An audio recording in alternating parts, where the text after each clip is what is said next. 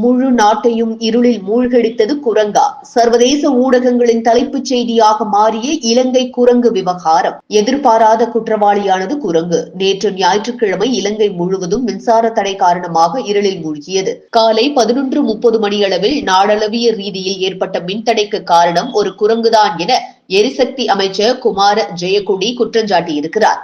எனினும் மின்சக்தி மற்றும் எரிசக்தி அமைச்சு பின்னர் அமைச்சரின் கூற்றை உறுதிப்படுத்தாமல் பாணந்துறை துணை மின் நிலையத்தில் அவசர நிலை என்று விவரித்து குரங்கு விவகாரத்தை சமாளித்துள்ளது.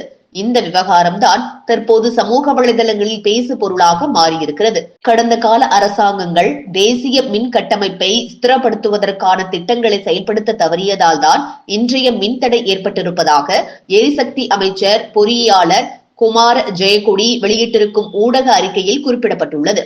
தொலைநோக்கு பார்வையற்ற முடிவுகளே நெருக்கடிக்கு காரணம் என்றும் அவர் குற்றஞ்சாட்டியுள்ளார். மின்சாரத்தை மீட்டெடுக்க அதிகாரிகள் கிட்டத்தட்ட 5 முதல் 6 மணி நேரம் உழைத்தனர். மின்சாரம் படிப்படியாக வெவ்வேறு பகுதிகளுக்கு திரும்பியது. இது இவ்வாறு இருக்க குரங்கு விவகாரம் சர்வதேசத்திலும் பேசு பொருளாக மாறியிருக்கிறது. இன்று சர்வதேச ஊடகங்களும் இலங்கையில் ஏற்பட்ட மின்சார தடைக்கு குரங்கா காரணம் என தலைப்பிட்டு செய்திகளை வெளியிட்டு வருகின்றன. செயல் இழப்பின் வினோத தன்மையை உலகளாவிய கவனத்தை தூண்டியிருக்கிறது. இலங்கை குரங்கு எதிர்பாராத சர்வதேச பரபரப்பை ஏற்படுத்தியிருக்கிறது.